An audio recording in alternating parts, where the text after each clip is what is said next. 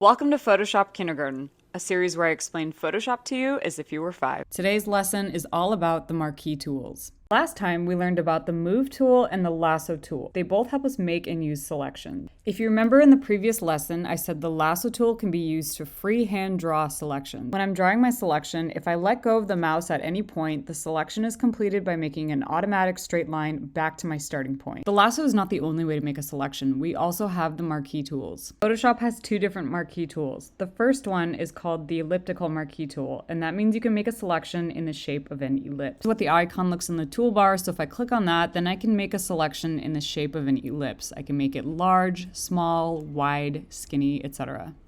Once I release my selection, I can move it around just like last time. If I hold the shift button down while doing this, it makes a selection in the shape of a perfect circle. The other marquee tool we have is called the Rectangular Marquee Tool. This is what the icon looks like in the toolbar, and if I click on that, that means I can make a selection in the shape of a rectangle. It can be any shape I want, and then when I release my selection, or in kindergarten terms, take my hand off the mouse, then I can move the selection around, etc. If I'm creating my selection while holding the shift button down, then it makes the shape of a perfect square. And that is the rundown on marquee tools. They both help us make selections. Don't forget to open Photoshop and practice at home, and I'll see you next time.